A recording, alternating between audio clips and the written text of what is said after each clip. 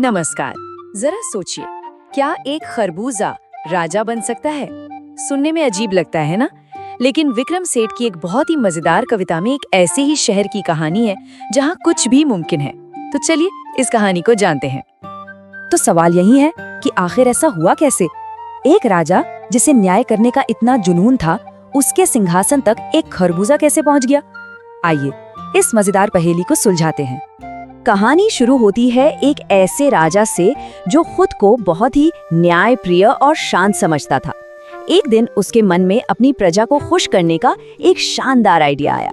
एक ऐसा आइडिया जो उस शहर की पूरी कहानी ही बदलने वाला था। तो राजा का इरादा तो बड़ा नेक था। उसने हुक्म दिया कि एक बड़ा सा भव्य सा विजय द्वार बनाया जाए ताकि जो भी वहां से गुजरे वो राजा की शान देखे और शहर पर गर्व करे। सब कुछ बढ़िया लग रहा था, है ना?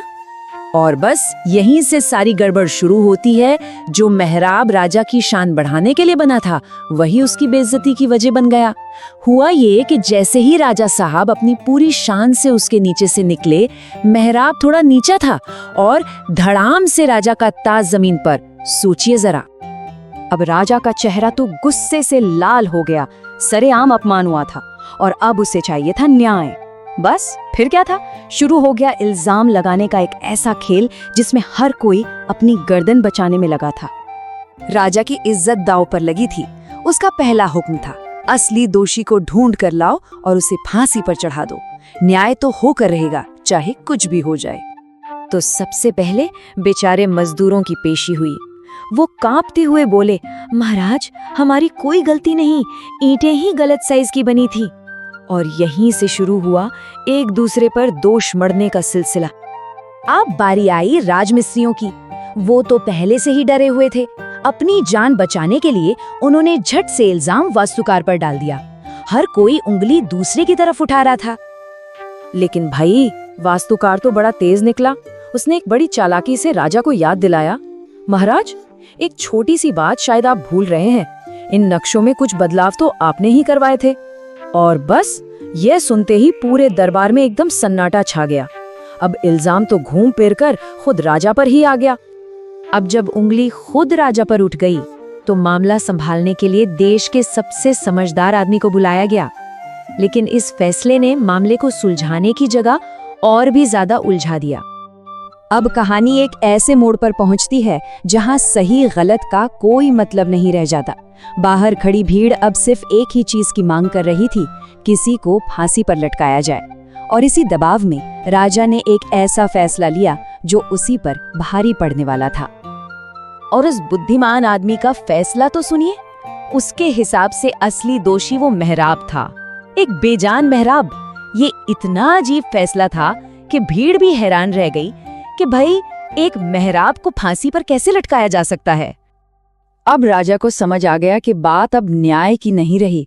भीड़ बेकाबू हो रही थी और उसे सिर्फ तमाशा चाहिए था। किसी न किसी को तो फांसी पर चढ़ाना ही होगा, और वो भी फौरन। तो अब जनता को शांत करना था, इसलिए फांसी का फंदा तो तैयार हो गया। फिर एक एक करके शहर के हर आदमी को नापा जाने लगा।